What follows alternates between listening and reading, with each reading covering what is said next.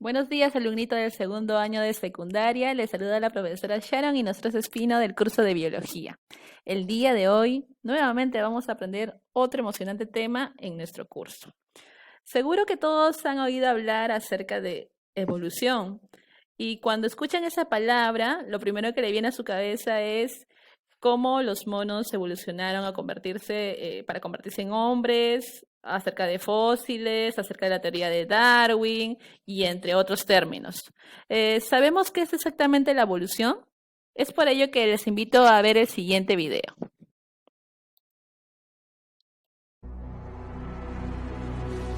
Un planeta yermo se transforma en la Tierra que hoy conocemos. Todo empezó hace unos 4.000 millones de años.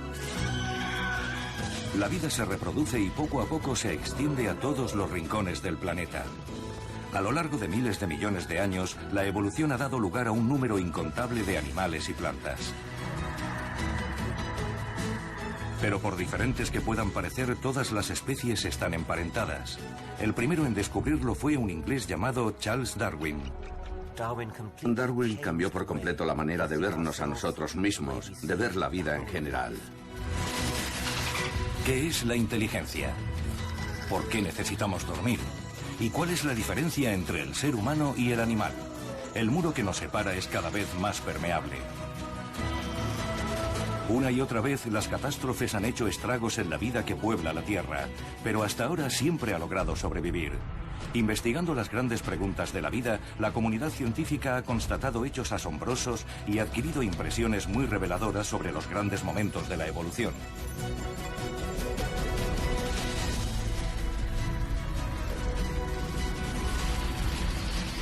Grandes momentos de la evolución. El milagro de la vida. El origen.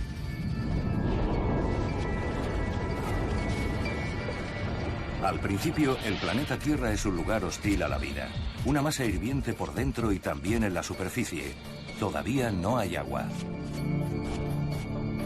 Solo cuando las temperaturas han descendido lo suficiente, empiezan las primeras lluvias. Son aguaceros torrenciales que caen durante milenios. Finalmente, un gigantesco océano primigenio inunda la Tierra. Solo sobresalen unas cuantas islas volcánicas. En la superficie, nuestro planeta ha sufrido cambios tremendos. Sin embargo, en las profundidades todo sigue más o menos igual que hace miles de millones de años. Las llamadas fumarolas negras son un respiradero del núcleo. Por ellas afloran minerales y agua hirviendo. La mayoría están demasiado calientes para que prospere la vida. Pero también hay fumarolas blancas a una temperatura agradablemente cálida. Una condición que favorece el contacto entre las moléculas más importantes de la vida. Aminoácidos, azúcar, bases nitrogenadas y grasas, que colisionan, forman compuestos y se descomponen. En una danza interminable, girando sin cesar durante millones de años, producen regularmente ARN, ácido ribonucleico, relacionado con nuestro material genético. En el proceso, las cadenas de moléculas almacenan información. La secuencia de bases coloreadas puede leerse como un texto revelador. Aunque no deja de ser química, no es la vida. Pero esta cadena tiene otra habilidad. Puede duplicarse. La fórmula como base de la vida se conserva y puede multiplicarse, toda una hazaña. Pero a este estado previo todavía le falta un rasgo decisivo, la protección frente al entorno. Con el tiempo también se soluciona este problema. Una envoltura grasa rodea la primera célula. Se llama LUCA y es el último antepasado común universal.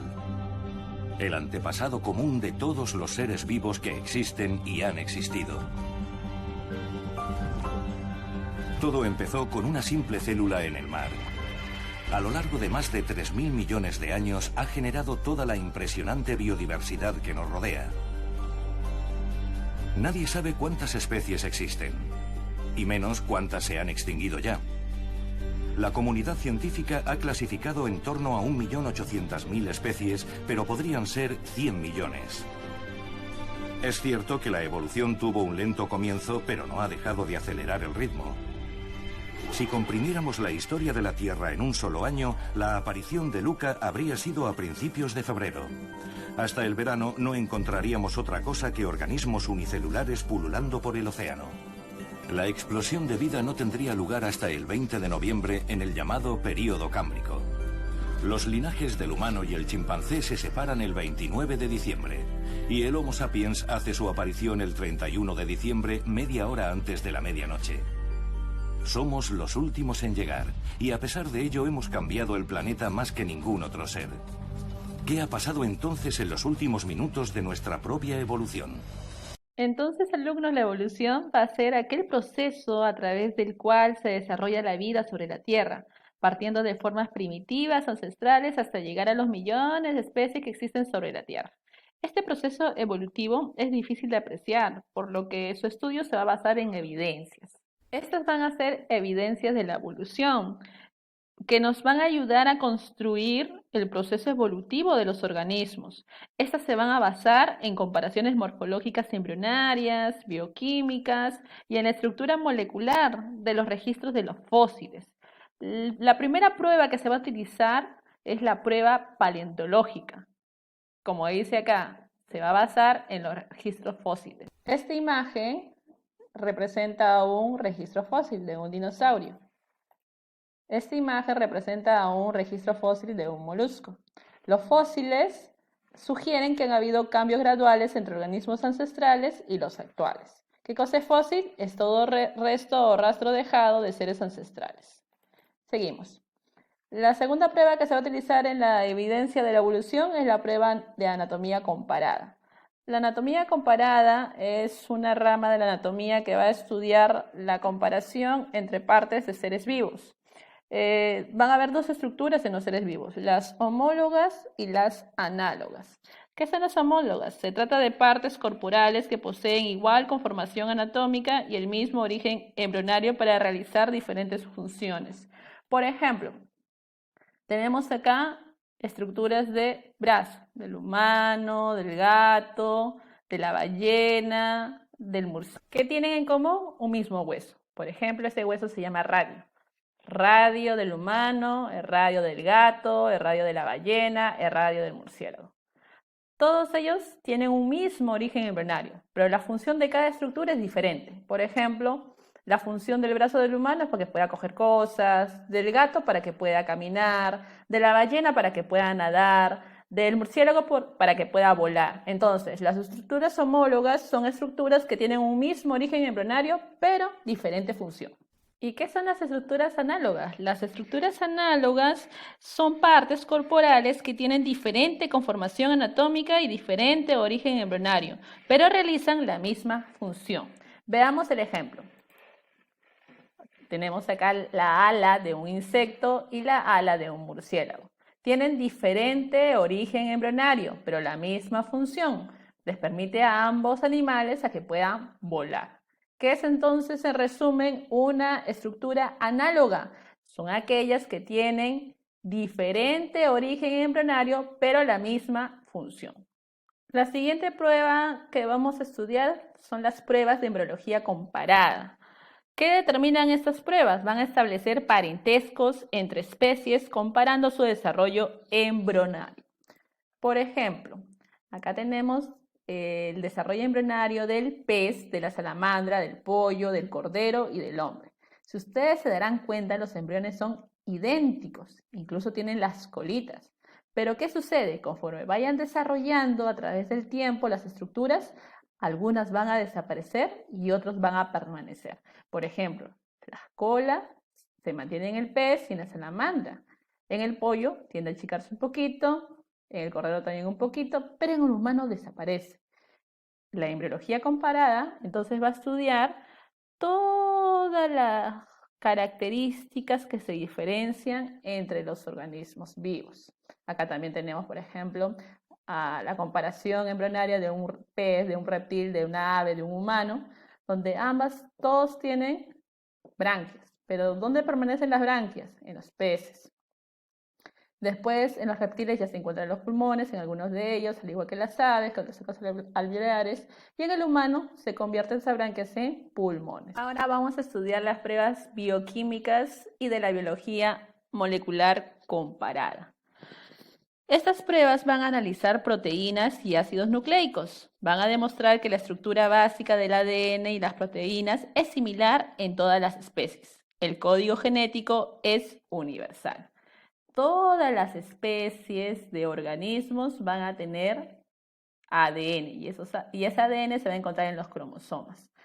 ¿Qué cantidad de cromosomas tiene el humano? 46 cromosomas o 23 pares. ¿Qué cantidad tiene el tomate? 24 cromosomas. ¿Qué cantidad tiene el pollo? 32 cromosomas. Entonces, ¿de qué va a tratar esa prueba? De que va a decir que hay un código genético universal en todos los organismos. En 1809, el naturalista francés Lamarck fue el primero en intentar una explicación.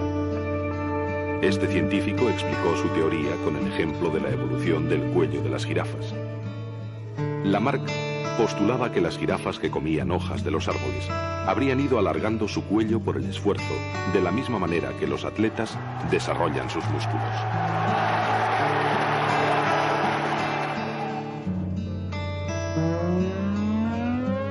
Este alargamiento del cuello habría ido pasando a sus hijos, que se habrían esforzado en desarrollarlo, transmitiéndolo a su vez a las siguientes generaciones.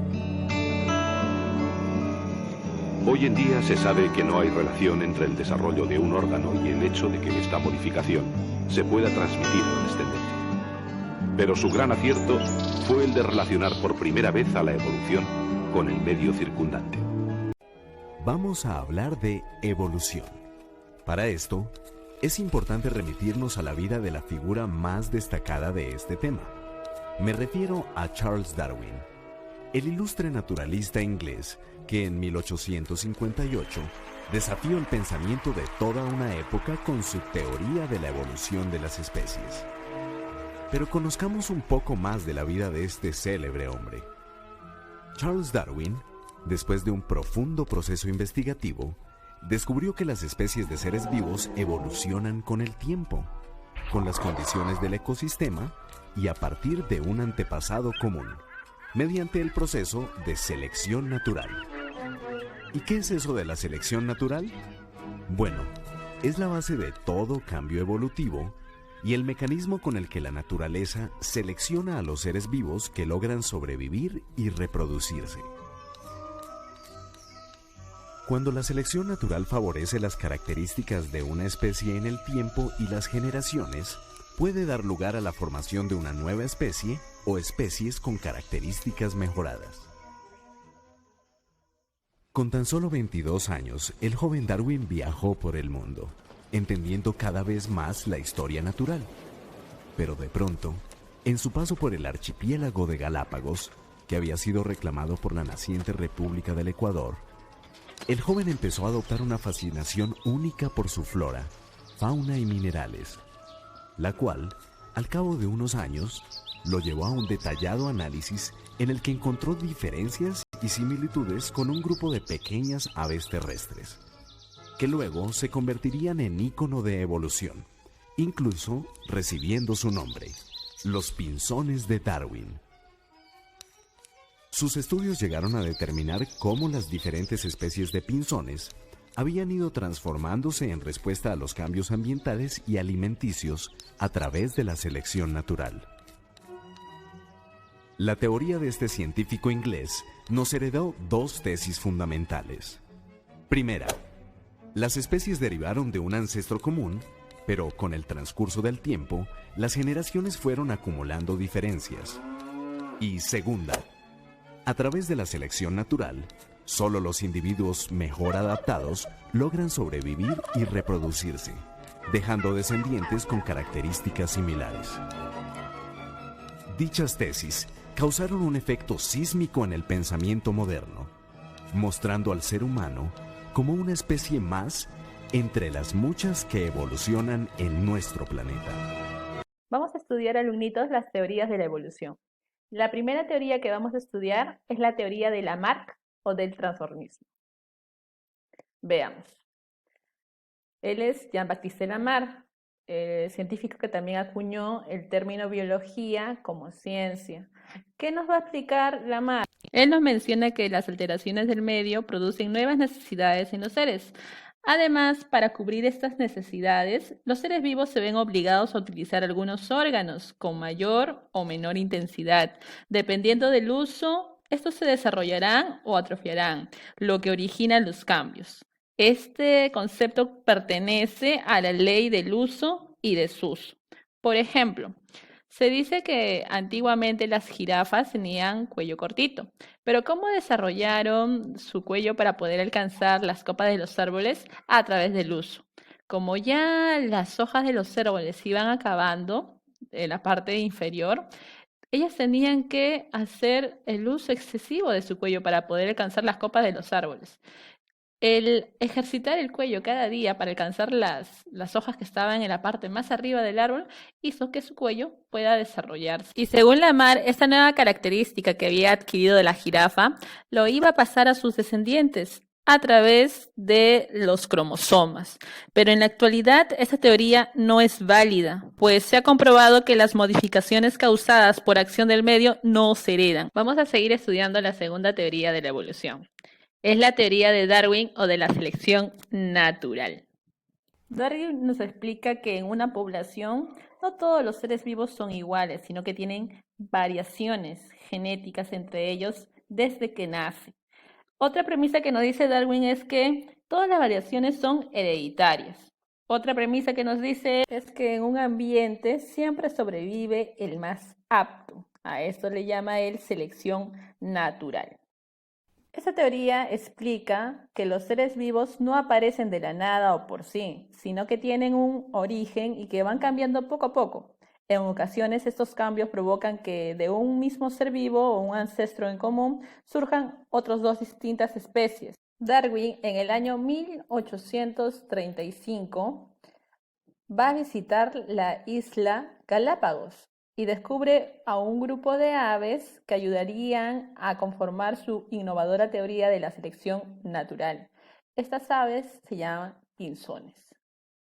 A Darwin le llamó la atención que los pinzones que comían insectos tenían el pico más delgado y afilado, a diferencia de los pinzones que comían semillas que tenían un pico más redondo y más gordito. Entonces Darwin pensó que todos estos pinzones debían de venir de un ancestro común, pero que su alimentación había ido creando cambios en su cuerpo. En conclusión, Darwin propuso que las especies cambien con el tiempo, que las especies nuevas provienen de especies preexistentes y que todas las especies comparten un ancestro común. Y además de ello, en todo ambiente, los que van a sobrevivir son los más fuertes, ¿no? A eso le va a llamar selección natural. Vamos a estudiar la siguiente teoría de la mutación, que fue propuesta por Hugo de Vries. ¿Qué nos explica esa teoría? Que las mutaciones dirigen el cambio evolutivo. Estos grandes saltos de cambios entre los descendientes van a hacer que se generen nuevas especies. En conclusión, la teoría nos explica que las especies dan grandes saltos evolutivos, en conclusión, grandes mutaciones de una generación a otra. Por ejemplo, acá vemos esta mosca que de una generación a otra ha habido cambios, ha habido mutaciones. Por ejemplo, si el progenitor ha tenido las alas demasiado grandes y largas, su hijito al contrario, tiene una ala pequeña, que ha habido una mutación. Si este progenitor su cuerpo ha sido de color negrito, ya su hijito ya vendría a ser de color dorado. Hay mutaciones, ¿no? Y eso es lo que nos explica la teoría de la mutación. La siguiente teoría es la teoría sintética, también llamado neodarwinismo. Esta teoría va a surgir en el siglo XX a partir de la revisión de las bases de los estudios de genética, de paleontología. El neodarwinismo, al igual que la teoría original de Darwin, van a fundamentar el principio de la selección natural como causa de la evolución, pero con dos principios básicos. Lo primero es que ellos rechazan el principio de Lamarck, que es acerca de la herencia de los caracteres adquiridos. Y lo segundo, que van a admitir que las variaciones sobre las que actúa la selección natural se heredan según las leyes de Mendel. Esta teoría nos dice que los individuos que tienen alelos fuertes siempre van a sobrevivir, a comparación de los individuos que tienen alelos recesivos, ¿no? Siempre va a predominar el que tiene un mejor alelo. También nos explica acerca de que los genes van a ser responsables de que estos organismos se adapten más rápidamente al ambiente. Por ejemplo, el caballo moderno ha sufrido variaciones en sus alelos desde su inicio, que era un eoceno. El eoceno ha tenido pues genes recesivos y genes dominantes, pero para que pueda estos genes evolucionar ha necesitado tiempo. ¿Y quiénes han mantenido los genes más fuertes? Es por eso que si tú ves acá, la pata de este eoceno es muy diferente a la pata del caballo moderno. Los genes de la estructura de las patas han ido evolucionando conforme ha pasado el tiempo. Lo mismo ocurre en este segundo ejemplo. Ustedes saben que nosotros hemos evolucionado del mono, ¿verdad? Y hemos llegado a ser ya un individuo con genes muy diferentes porque también han ido evolucionando a lo largo del tiempo. Bueno, alumnos, eso ha sido todo por hoy. Espero que les haya gustado la clase y nos estamos viendo en una próxima oportunidad. Muchas gracias.